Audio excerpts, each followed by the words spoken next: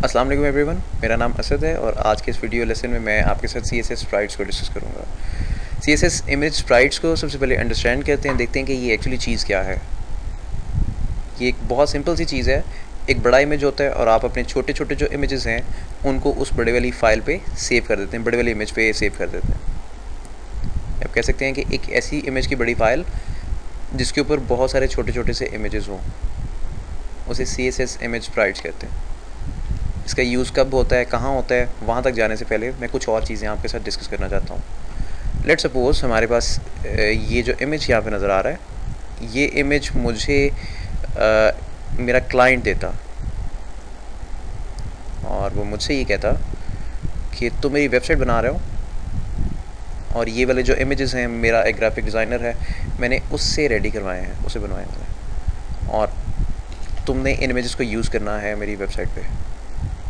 जहाँ जहाँ आइकन्स की ज़रूरत होगी तुमने इनको यूज़ करना है। तो अगर मैं एक न्यूबी होता, मतलब मैंने नई नई वेब डिज़ाइनिंग सीखी होती, तो ऐसा हो सकता था कि मेरे ज़हन में जो आइडिया आता वो ये आता कि मैं इन तमाम के तमाम इमेजेस को स्प्लिट कर लूँगा। मतलब फेसबुक वाला इमेज है, इसको स्प्लिट कर लिया, इसको फिर फेसबुक डॉट जो भी इसकी एक्सटेंशन बनती है इसकी फेसबुक के नाम से इसको सेव कर दिया और बाकी के भी तमाम इमेजेस को उनके नामों के साथ सेव कर दिया और इन इमेजेस को मैंने वेबसाइट पे लगा दिया। मेरा काम बिल्कुल ठीक हो गया, इमेजेस प्रॉपर्ली डिस्प्ले हो गए। लेकिन अब देखिए हुआ क्या असल में, उसको देखते हैं। कितने इमेजेस लगाए मैंने, पहले इमेजेस देख लेते हैं कितने। 1 2 3 4 1 2 3 4 5 टोटल 20 इमेजेस हैं। मैंने 20 की 20 इमेजेस क्लाइंट की वेबसाइट पे लगा दिए। अब हुआ क्या, ये 20 इमेजेस जो हैं इनको लोड होने के लिए कितनी रिक्वेस्ट जनरेट हुई, HTTP रिक्वेस्ट। इन 20 इमेजेस को ब्राउज़र में लोड करने के लिए 20 HTTP रिक्वेस्ट जनरेट हुई। क्लाइंट ने 20 रिक्वेस्ट जो हैं वो सेंड की सर्वर को और ये तमाम के तमाम इमेजेस जो हैं ये लोड हो गए। तो ये कोई अच्छी अप्रोच नहीं है। ये अच्छी अप्रोच इसलिए नहीं है कि ये जो इतनी सारी रिक्वेस्ट सेंड हो रही हैं और ये जो डिफरेंट पीसेस हम लोग शो कर रहे हैं, इस पर अच्छा खासा जो है टाइम लगता है। आपकी एप्लीकेशन इतनी ज़्यादा ऑप्टिमाइज नहीं रहती है। तो उसको ऑप्टिमाइज़ करने के लिए जो HTTP रिक्वेस्ट हैं इनका जो ये नंबर आ रहा है, इसको डाउन करने के लिए, इसको रिड्यूस करने के लिए हम लोग इमेज स्प्राइट्स का यूज़ करते हैं। तो इमेज स्प्राइट में असल में होता क्या है, ये जिस तरह आपके पास डिफरेंट इमेजेस आ रहे हैं, तो मिसाल के तौर पे आप ये फेसबुक वाला जो इमेज है इसको आप डिस्प्ले करवाना चाह रहे हैं, तो आप असल में करेंगे क्या, इसका आइडिया ये है कि आप एक छोटा सा फ्रेम बनाएंगे उसके साइज़ का। मिसाल के तौर पे ये मैंने फ्रेम बना लिया, ठीक है। तो इस इमेज के ऊपर जितने भी इमेजेस आ रहे हैं, आप वो स्पेसिफिक इमेज जो है उसको उठा के इस फ्रेम के अंदर दिखा देंगे। यानी फॉर एग्जांपल आपका क्लाइंट कहता है कि आप ये जो लिंक्डइन का इमेज है ये दिखा दें, तो आप इमेज को पोजीशन इस तरह से करेंगे कि जो उसका लिंक्डइन वाला पार्ट है इस फ्रेम के सामने आ जाएगा और बाकी के का जो इसका पोर्शन है, जो गूगल प्लस है या Pinterest है, ये तमाम के तमाम आइकन्स यहाँ पे इस फ्रेम में नज़र इसलिए नहीं आ रहे हैं क्योंकि कॉमन सेंस की बात है, फ्रेम का साइज़ ही छोटा है, वो एक इमेज के बराबर आ रहा है। तो ये एक छोटी सी टेक्निक है। अब इस टेक्निक से होगा क्या, ये जो एक बड़ी फ़ाइल है ये सारी की सारी, इसके लिए सिर्फ और सिर्फ एक HTTP रिक्वेस्ट जनरेट होगी और ये तमाम के तमाम इमेजेस जो हैं वो लोड हो जाएंगे। तो ये बेस्ट प्रैक्टिस है। आप जब भी इस तरह से इमेजेस में काम कर रहे हैं तो मैं आपको सजेस्ट करूँगा कि आप काम इसी तरह से करें। आगे प्रोसीड करते हैं और मैं आपके सामने छोटी सी एग्जांपल करता हूँ। इसको प्रैक्टिकल में आपको दिखा देता हूँ ताकि चीज़ें आपको अच्छे तरीके से समझ में आ जाए और जब आप प्रोजेक्ट्स वगैरह बनाएं तो आप इस टेक्निक को फॉलो करें।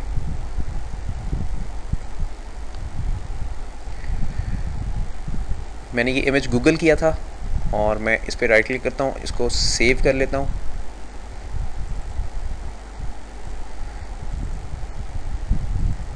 मैंने अभी तक कोई डायरेक्टरी बनाई नहीं है इस प्रोजेक्ट के लिए, तो मैं डायरेक्टरी भी बना लेता हूँ।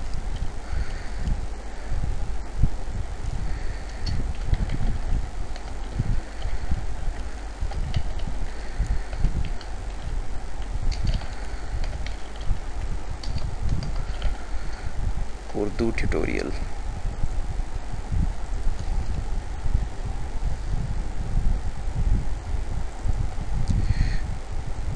मैं अपने फ़ोल्डर के अंदर आ गया हूँ, वहाँ पे मैंने पब्लिक के नाम से फ़ोल्डर बनाया और मुझे अच्छा लगता है मेरे जितने भी फ़ोल्डर CSS फाइल्स वाले और JS फाइल्स वाले, उसके अलावा इमेजेस वाले, फ़ॉन्ट्स वाले, ये तमाम के तमाम फ़ोल्डर्स मैं पब्लिक के नाम से फ़ोल्डर बनाता हूँ, उसके अंदर रखता हूँ, जैसा कि आप यहाँ पे देख रहे हैं।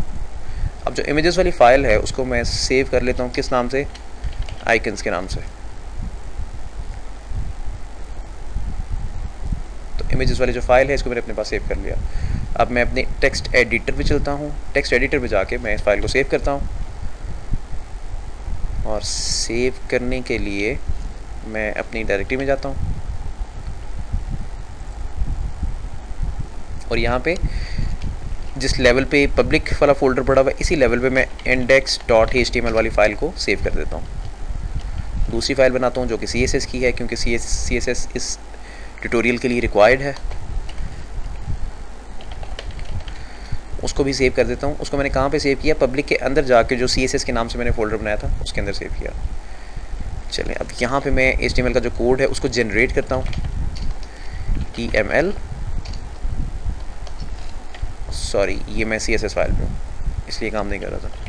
HTML टैब और कोड जनरेट हो गया।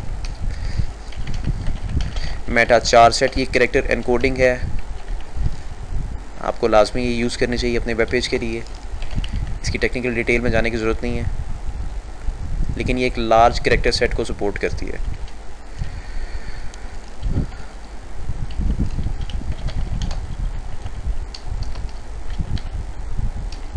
CSS image sprites Urdu,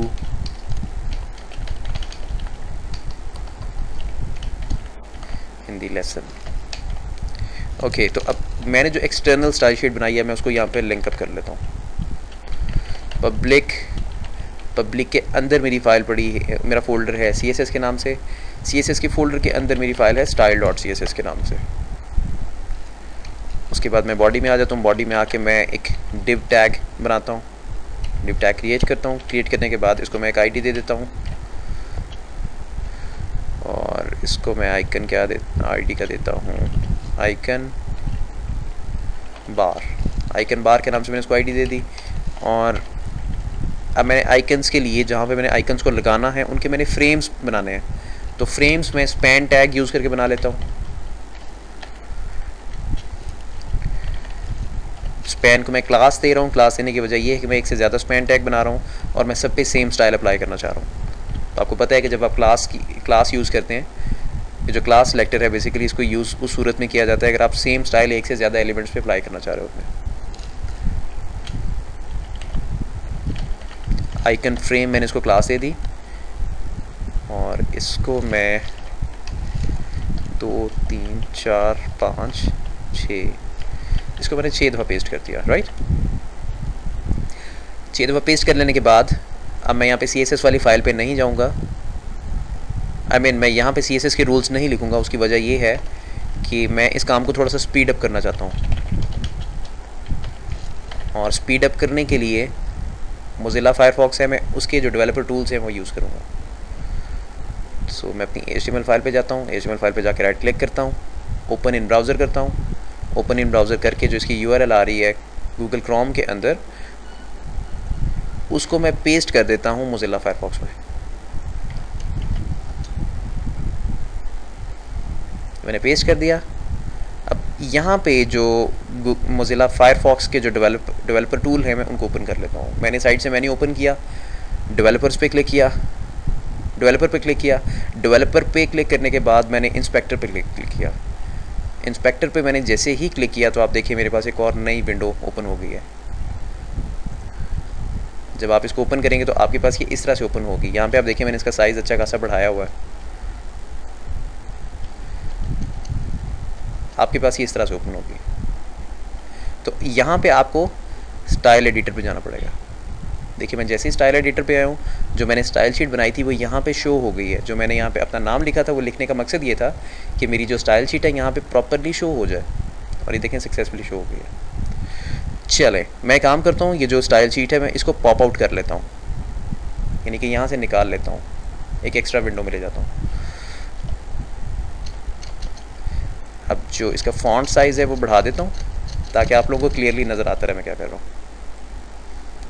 okay, चलें। अब ये जो मैं डेवलपर टूल यूज़ कर रहा हूँ, ये यूज़ करने की वजह ये है कि एज़ सून एज़ यहाँ पे स्टाइल जब मैं लिखूँगा तो जैसे ही स्टाइल लिखा जाएगा, वो स्टाइल लिखा जाने के फ़ौरन बाद उसका इफेक्ट ऊपर कोड पे आ जाएगा। मुझे ब्राउज़र बार बार रिफ़्रेश करने की ज़रूरत नहीं है, मैं इसलिए यूज़ कर रहा हूँ।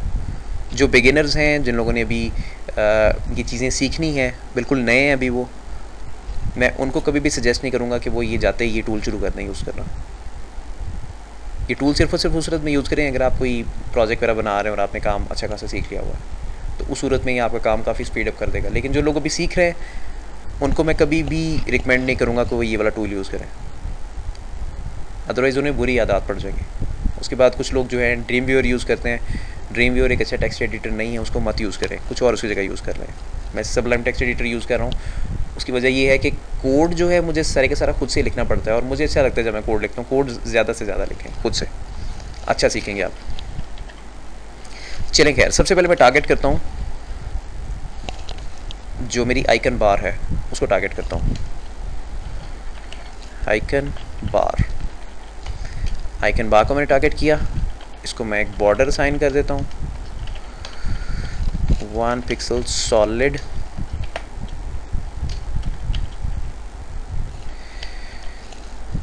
ये मैंने इसको बॉर्डर इसलिए असाइन किया ताकि जो मेरी आइकन बार है वो ब्राउज़र में अपीयर हो जाए। ओके, तो नेक्स्ट अब मैं किसको टारगेट कर रहा हूँ, जो मेरे स्पैन टैग्स हैं, यानी कि जो आइकन फ्रेम्स हैं, इनको मैं टारगेट कर रहा हूँ। तो स्पैन टैग एक इनलाइन एलिमेंट है और इनलाइन एलिमेंट्स जितने भी होते हैं आप उन पे वर्टिकल रूल्स अप्लाई नहीं कर सकते। अगर आप करते हैं तो वो वर्टिकल रूल इन पे अप्लाई नहीं होगा। जैसे हाइट हो गई, पैडिंग टॉप हो गया, पैडिंग बॉटम हो गया, इस तरह के तमाम रूल्स जो हैं वो स्पैन पे आप अप्लाई नहीं कर सकते और उसके अलावा दूसरे जो इनलाइन एलिमेंट्स हैं उन पे भी अप्लाई नहीं कर सकते। ओके, तो मैं यहाँ पे लिखता हूँ आइकन बार। ये साइन जो है ये इमीडिएट चाइल्ड का है। उसके बाद आइकन फ्रेम जो है मैंने उसको टारगेट कर लिया। इस सिंटेक्स का मतलब ये है कि आइकन बार के अंदर आइकन फ्रेम है। यहाँ पे मैं आपको एक चीज़ दिखाना चाहूँगा। मैंने यहाँ पे लिखा border solid red. Left top corner पे अगर आप देखते हैं तो आपको रेड कलर नज़र आना शुरू हो गया है। वो रेड कलर इसलिए नज़र आ रहा है, वो ये बॉर्डर है। असल में स्पैन टैग्स पड़े हुए हैं और ये बॉर्डर है। और स्पैन टैग्स जो हैं उनके अंदर कुछ नहीं है, वो अंदर से खाली हैं, उनके अंदर कोई डाटा नहीं पड़ा हुआ। अगर आप मेरी HTML देखें तो स्पैन टैग खाली है। ओके, अब यहाँ पे मैं हाइट अप्लाई करने की कोशिश करता हूँ। ये देखें, हाइट 100 पिक्सल्स। तो देखें कोई भी इफेक्ट नहीं आया। तो ये चीज़ यहाँ पे साबित हो गई कि जितने भी इनलाइन एलिमेंट्स हैं उन पे आप हाइट अप्लाई नहीं कर सकते।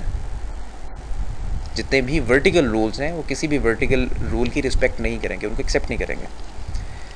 ओके, तो इनको मैंने साइड बाय साइड रखना है और मैं चाहता हूँ कि इन पे हाइट भी अप्लाई हो जाए। तो उसके लिए मुझे इनको बॉक्स बनाना पड़ेगा। इसको मैंने एक ब्लॉक लेवल एलिमेंट बनाना पड़ेगा। तो ब्लॉक लेवल एलिमेंट बनाने के लिए और इसको साइड बाय साइड रखने के लिए मैं काम करता हूँ, मैं यहाँ पे एक प्रॉपर्टी यूज़ करता हूँ। सिंपल प्रॉपर्टी है डिस्प्ले इनलाइन ब्लॉक। वो देखें उसने छोटे छोटे से इनलाइन बॉक्सेस बना दिए हैं जो कि एक ही लाइन में आ रहा है साइड बाय साइड। तो मैं इजीली इनको हाइट भी दे सकता हूँ और मैं इजीली इनको विड्थ भी दे सकता हूँ। तो हाइट और विड्थ देने से पहले वापस जो इमेज फाइल है उस पर चलते हैं और वहाँ जाके इमेजेस का साइज़ देख लेते हैं, क्योंकि इमेजेस के साइज़ के मुताबिक इमेज फाइल बनानी है। एक्चुअली जो एक्चुअल फाइल है उसका साइज़ इससे काफ़ी ज़्यादा बड़ा है। तो मैं इसको यहाँ से रिमूव करता हूँ।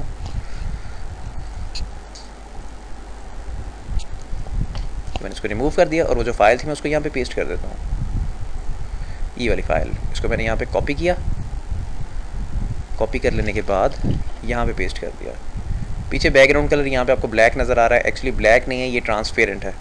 अगर आप इसको पेंट में पेस्ट करेंगे तो ये आपको ब्लैक ही नज़र आएगा। ओके, तो यहाँ पे अब मैंने फ्रेम बनाना है। फ्रेम का साइज़ क्या होना चाहिए, मैं इस इमेज को मेजर कर लेता हूँ, इसकी डायमेंशंस में चेक कर लेता हूँ। जब मैंने इसको मेजर किया तो मेजर करने के बाद मुझे पता चला कि इसकी जो विड्थ है वो 149 पिक्सल है और जो इसकी हाइट है वो भी 149 पिक्सल है। यहाँ पे देखें 151 लिखा हुआ आ रहा है, लेकिन इसकी जो हाइट है वो प्रॉपर मैं एक्यूरेटली कैलकुलेट नहीं कर पाया। वो देखें जो बॉक्स है, ये जो मैंने बॉक्स बनाया हुआ है, जो सिलेक्टेड एरिया है उसके अंदर ब्लैक कलर भी आ रहा है क्योंकि उसकी हाइट थोड़ी सी मैं ज़्यादा करके हूँ। तो आप इसे कंसिडर कर लें 149 बाय 149 पिक्सल्स। तो इस सेम साइज़ के फ्रेम्स बनाते हैं। अब इस सेम साइज़ के फ्रेम्स बनाने के लिए मैं यहाँ पे लिखता हूँ हाइट 149 पिक्सल, विड्थ 149 पिक्सल। आप देख सकते हैं कि जो मैंने इमेजेस डिस्प्ले करने हैं उन इमेजेस के मुताबिक यहाँ पे 6 फ्रेम्स बन गए उनके इमेजेस के। तो वो जो इमेजेस के अंदर जो सेपरेट इमेजेस हैं उनको मैं यहाँ पे इंडिविजुअली शो करवा सकता हूँ। अब मेरा नेक्स्ट काम क्या है, मैं चाहता हूँ कि जो ये ऊपर बार आ रही है इस बार की मैं विड्थ कम कर दूँ और इमेजेस को पेज के सेंटर में ले आऊँ। 400 पिक्सल्स कम है, इसको मैं 6 करता हूँ। 7 8 9 1000 एक्चुअली 1000 नहीं, 980 70 60 55 आई गेस ठीक रहेगा। 55 और 54 53 52 देखें बिल्कुल एक्यूरेट हो गया। और अब जो इमेजेस हैं जो ऊपर बॉक्सेस बनाए उनको मैं पेज के सेंटर में लेके आ रहा हूँ। तो उसके लिए जो आइकन बार है, जो मेरा कंटेनर है, मैं उसको टारगेट कर रहा हूँ और मैं लिख रहा हूँ margin 100 pixels top and bottom से and auto from left and right. तो लेफ्ट एंड राइट साइड से जैसे मैंने लेफ्ट साइड और राइट साइड के लिए जैसे मैंने यहाँ पे ऑटो यूज़ किया तो इमेज ऑटोमेटिकली पेज के सेंटर में आ गया। बॉर्डर मैंने रिमूव कर दिया। बॉर्डर रिमूव करने के बाद अब अपना मेन काम करते हैं। जो मेन काम है वो क्या है, इमेजेस को डिस्प्ले करवाना है असल में। तो इमेजेस को डिस्प्ले करवाने के लिए मैं यहाँ पे काम करता हूँ। जो आइकन फ्रेम वाला पोर्शन है मैं यहाँ पे बैकग्राउंड इमेज लगा देता हूँ। बैकग्राउंड इमेज लगाने के बाद जो नेक्स्ट स्टेप आएगा वो मैंने स्पेसिफिक इमेज जो है उनको स्पेसिफिक बॉक्स के अंदर डिस्प्ले करवाना है। बैकग्राउंड इमेज, यहाँ पे इमेज की यूआरएल मुझे देना होगी। अब ये जो यूआरएल वाला एरिया है यहाँ पे लोग काफ़ी कंफ्यूज होते हैं, ये यूआरएल्स उनकी समझ से बाहर होती हैं। तो मैं वो भी एक छोटी सी चीज़ आपको बता दूँ, उसको मैं क्लियर करता चलता हूँ। ये चीज़ कैसे क्लियर होगी, इसको एक कॉमन सेंस की बात है। अगर मैं आपसे कहूँ कि मैं ये CSS फाइल खोल के बैठा हूँ तो इस वक्त मैं कौन से फोल्डर के अंदर हूँ, इसका मतलब ये है कि मैं इस टाइम CSS वाले फोल्डर के अंदर हूँ। मैं आपको डायरेक्टरी दिखाता हूँ, आपको ज़्यादा अच्छे तरीके से समझ आएगी।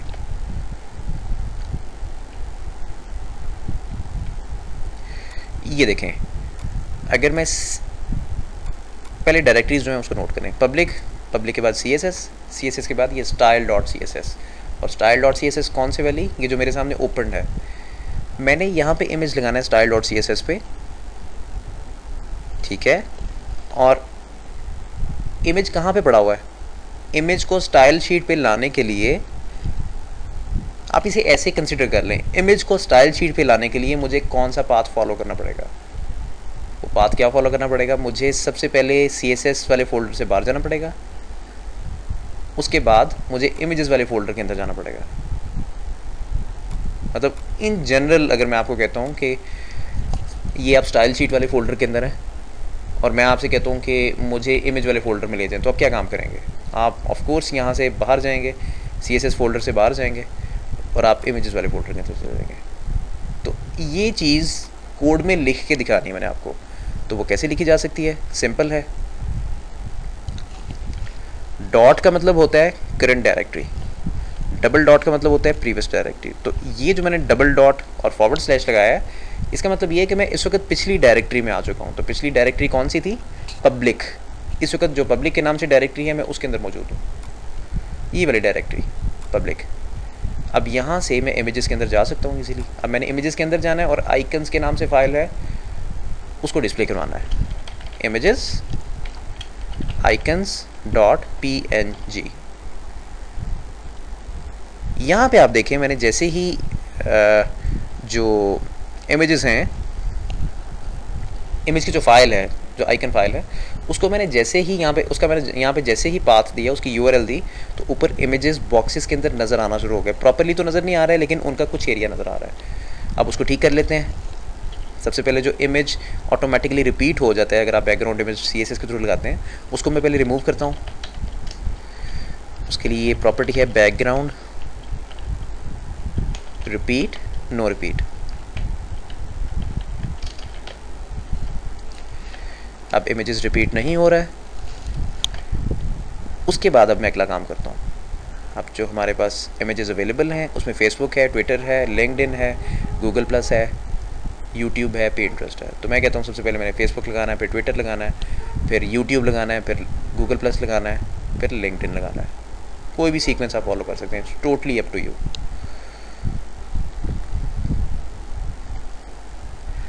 उसके लिए मैं क्या काम करूँगा, यहाँ पे जितने भी बॉक्सेस हैं जो कि आइकन फ्रेम्स हैं उनको मैं इंडिविजुअली आईडीज़ भी असाइन कर दूँगा। आईडीज़ असाइन करने का मकसद ये है कि जो मैं इमेजेस लगाना चाह रहा हूँ वो स्पेसिफिक जगह पे पड़े हुए हैं, तो मुझे स्पेसिफिक स्टाइल शीट लिखना पड़ेगी, उसके लिए स्टाइलिंग रूल्स लिखना पड़ेंगे। ओके, यहाँ पे मैं लिखता हूँ ट्विटर, उसके बाद आईडी फेसबुक, उसके बाद आईडी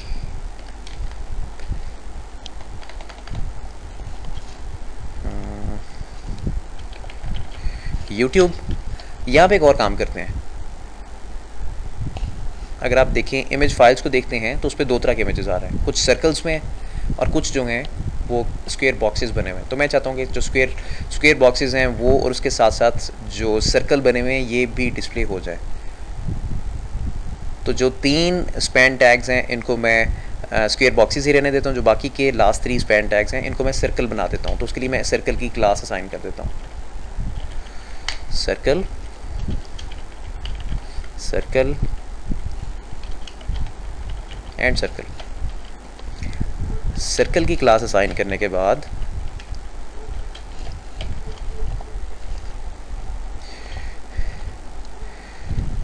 एक और काम करता हूँ।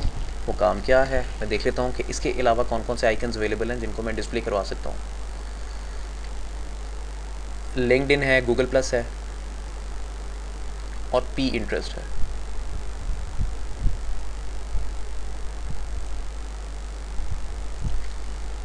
आईडी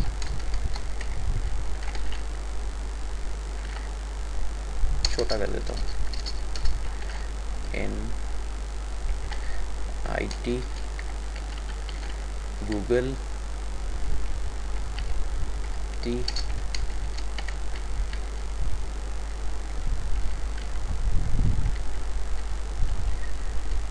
पिंटरेस्ट, या सिर्फ पी लिख देता हूँ, वो भी काफ़ी रहेगा।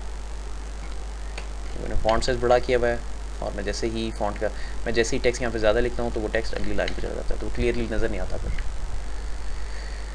चलें खैर, पीछे अपने पेज पे वापस आते हैं। बार बार स्टाइल शीट सेव करते रहें। देखिए मैं पेज को रिफ्रेश करने लगा हूँ, रिफ्रेश किया और चेंजेस सक्सेसफुली अप्लाइड हैं, कोई मसला नहीं हुआ। अब यहाँ पे नीचे जाने से पहले मैं एक छोटा सा और काम कर देता हूँ। आइकन बार का इमीडिएट चाइल्ड सर्कल। अब जो सर्कल्स हैं उनको मैं प्रॉपर सर्कल बना देता हूँ। बॉर्डर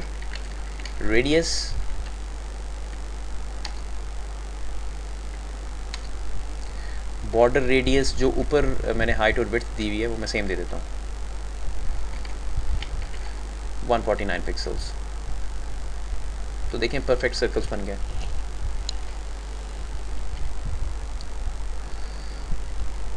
ठीक हो गया। अब नेक्स्ट काम करते हैं। नेक्स्ट काम क्या है, अब मैं चाहता हूँ कि जो ट्विटर का इमेज है, जो स्क्वायर बॉक्स है, उसको मैं डिस्प्ले करवा दूँ। अब मैं ट्विटर को टारगेट करूँगा,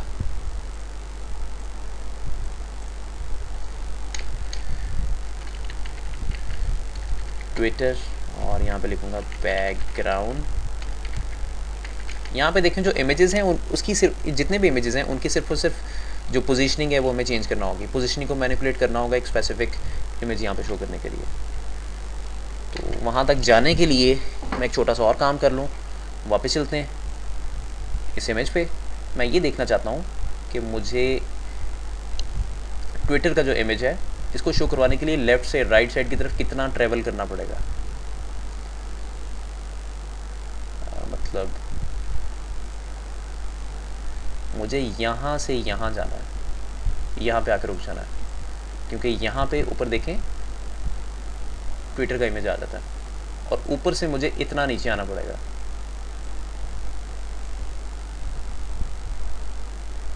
ठीक हो गया। इतना इस नीचे इसलिए आना पड़ेगा क्योंकि एक्स्ट्रा साइड पे ब्लैक कलर का बॉर्डर आ रहा है, तो मुझे बॉर्डर रिक्वायर्ड नहीं है। मैं चाहता हूँ कि एक्यूरेटली जो मेरा इमेज है ये प्रॉपर उस बॉक्स के अंदर, वो जो फ्रेम बनाया उसमें डिस्प्ले हो। मुझे ये जो ब्लैक कलर का बैकग्राउंड है ये नहीं चाहिए। तो मुझे कुछ मेजरमेंट्स यहाँ पे रिमेंबर करना होगी। मैं यहाँ से अगर यहाँ तक सेलेक्ट करता हूँ तो कितना बनता है ये 21 पिक्सल। अगर मैं यहाँ से यहाँ तक सेलेक्ट करता हूँ 96 pixels. 21 pixels plus 96 pixels I guess, plus ये जो इमेज की अपनी विड्थ है, और ऊपर से नीचे कितना आना है वो बनता है 43 पिक्सल्स। ओके, तो सबसे पहले मैं ट्राई करता हूँ कि यहाँ पे फेसबुक का इमेज शो हो जाए। तो फेसबुक का इमेज शो करवाने के लिए मुझे 96 पिक्सल्स लेफ़्ट से राइट की तरफ जाना पड़ेगा, यानी कि इमेज को लेफ़्ट साइड पे मूव करना पड़ेगा। अगर मैं इमेज को माइनस में देता हूँ मार्जिन, तो इमेज इस तरह से लेफ़्ट साइड पे मूव करेगा। पहले ये लेफ़्ट वाला मार्जिन उड़ेगा, फिर माइनस में जब मैं ऊपर से मार्जिन दूंगा तो ये इमेज ऊपर को भी चला जाएगा, और इस तरह से फेसबुक डिस्प्ले हो जाएगा। फेसबुक डिस्प्ले होगा तो उसके साथ ही मैं ट्विटर को डिस्प्ले करवा सकूँगा।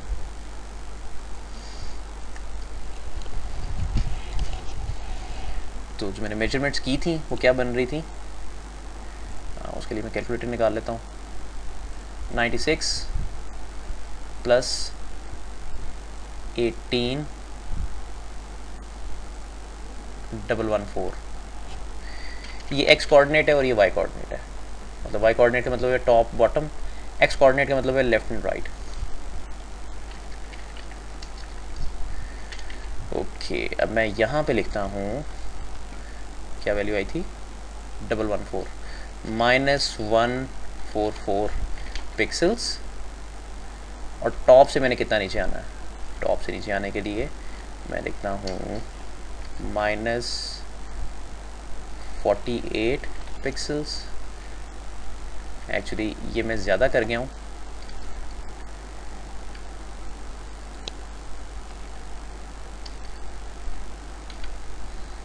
(45) 44 43 परफेक्ट है। टॉप से नीचे आने के लिए 43 जो है वो परफेक्ट है। 44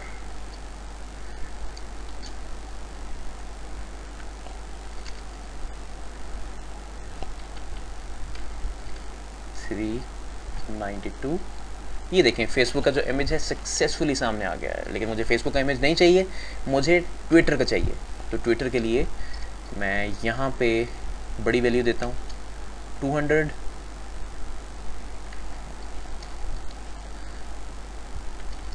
और इसको आई गेस 60 कर दो तो ठीक हो जाएगा। 69 59। देखें मैं जैसे ही इमेज को पोजीशन किया, यानी कि इमेज को मैं लेफ़्ट साइड की तरफ लेके गया, -259 पिक्सल्स, इमेज इस फ्रेम के अंदर दिखाई दे गया। ये आइडिया है असल में इसका।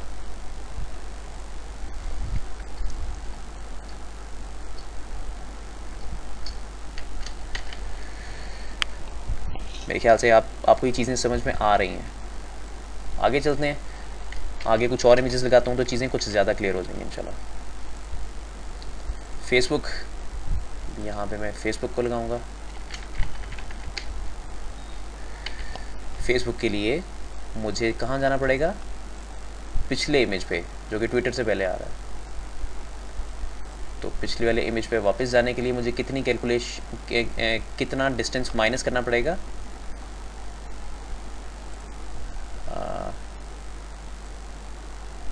यहाँ से लेके यहाँ तक ये माइनस करना पड़ेगा। कितना बनता है 169, 169 मुझे माइनस करना पड़ेगा। जब मैं 169 माइनस करूँगा 259 में से, 9 माइनस 169, ये बन जाएगा 90 पिक्सल्स।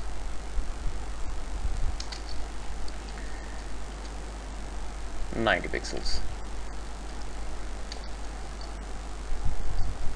ठीक है। सक्सेसफुली जो फेसबुक का इमेज है वो भी सामने आपको नज़र आ गया। तो फेसबुक के बाद किसकी बारी है, नेक्स्ट बारी है यूट्यूब की। हमने यूट्यूब को डिस्प्ले करवाना है। तो यूट्यूब को डिस्प्ले करवाने के लिए मैं फिर से वही काम करूँगा। ये तमाम काम कैलकुलेशंस का है। आप कैलकुलेशंस की बेस पे स्पेसिफिक एरिया जो इमेज का है उसको इस फ्रेम के सामने कैसे लाते हैं। यूट्यूब, अब यूट्यूब जो है उसके लिए यूट्यूब वाला आइकन डिस्प्ले करवाना है। अब यूट्यूब वाला केस थोड़ा सा इंटरेस्टिंग है। थोड़ा सा इंटरेस्टिंग कैसे है, ऊपर से नीचे आना पड़ेगा। कितना, ये जो मैंने डिस्टेंस काउंट किया है 195 पिक्सल्स, 195 पिक्सल्स ऊपर से नीचे आना है। और लेफ़्ट से राइट साइड, इमेज को लेफ़्ट साइड को कितना ले जाना है, 429 पिक्सल्स, 429 और 199।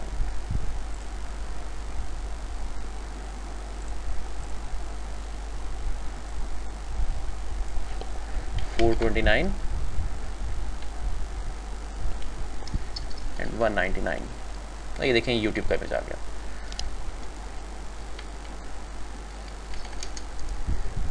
टू 10, 11, 12, 13,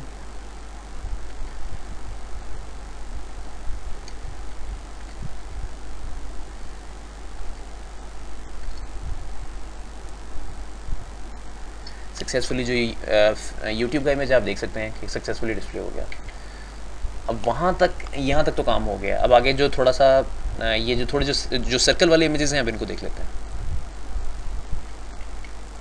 फाइल को कॉपी करता हूँ, पेस्ट करता हूँ। पेस्ट कर देने के बाद मैं देखता हूँ नेक्स्ट किसकी टर्न आ रही है। नेक्स्ट टर्न आ रही है लिंक्डइन की। अब जो लिंक्डइन है उसके लिए मैं यहाँ पे पहले उसकी आईडी लिखता हूँ ताकि जो एलिमेंट है वो टारगेट हो जाए।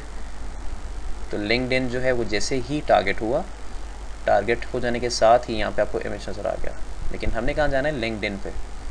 तो लिंक्डइन पे जाने के लिए मैं वापस आऊँगा और यहाँ पे मुझे फिर से कैलकुलेशन करना पड़ेगी।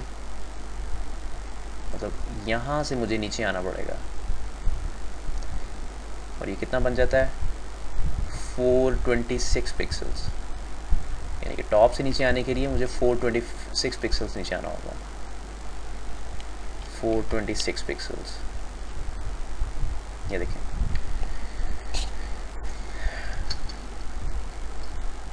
Four 36 pixels, 446 pixels, 440 pixels. Sorry, देखें सक्सेसफुली जो लिंक्डइन है उसका आइकन भी आ गया। और हमारी सिर्फ एक इमेज फाइल है जिसमें हम लोग काम कर रहे हैं और उसी के जो डिफरेंट पार्ट्स हैं, डिफरेंट पोर्शंस हैं, उनको फ्रेम्स के सामने दिखा रहे हैं।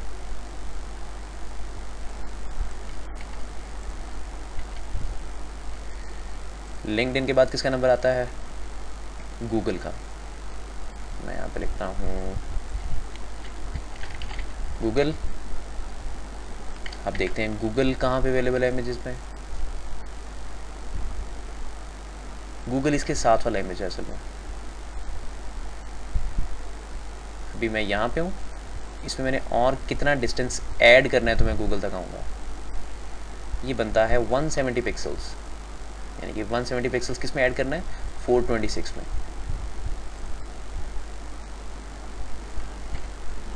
170 पिक्सल्स प्लस 426 माइनस 596।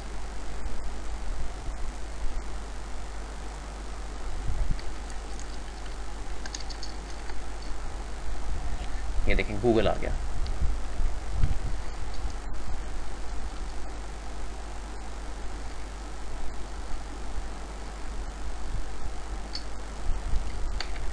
एक्यूरेटली जो गूगल है वो भी डिस्प्ले हो गया। तो गूगल के बाद किसकी बारी आती है? गूगल के बाद बारी आती है पिंटरेस्ट की। जो पिंटरेस्ट है अब उसको टारगेट कर लेते हैं।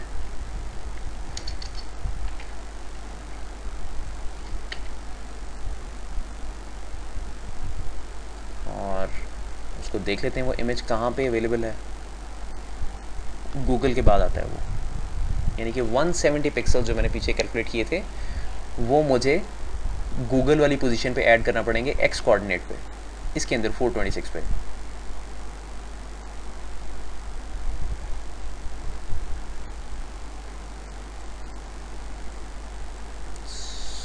एक सेकेंड, इसमें 593 में मुझे 170 पिक्सल्स और ऐड करना पड़ेंगे, प्लस 170 पिक्सल्स 766 पिक्सल्स। तो मैं यहाँ पे लिखूँगा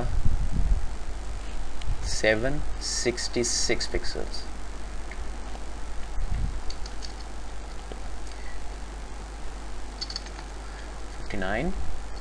और देखें सक्सेसफुली जितने भी इमेजेस हैं वो यहाँ पे शो हो गए हैं। अब जो इमेज का बॉर्डर आ रहा है मैं बॉर्डर रिमूव कर देता हूँ और देख लें। ये थोड़ा सा कॉम्प्लिकेटेड तो है लेकिन इतना ज़्यादा कॉम्प्लिकेटेड नहीं है। अगर आप प्रैक्टिस करेंगे तो आपके लिए चीज़ें बहुत ज़्यादा आसान हो जाएंगी। तो ये बेस्ट टेक्निक है, आप जब भी वेबसाइट बनाते हैं आप इस टेक्निक को फॉलो करें और आप काफ़ी ऑप्टिमाइज्ड एप्लीकेशंस बनाना शुरू कर देंगे। एप्लीकेशंस आप दोनों तरीक़ों से बना सकते हैं। आप बुरी अप्रोच भी यूज़ कर सकते हैं, आप अच्छी अप्रोच भी यूज़ कर सकते हैं।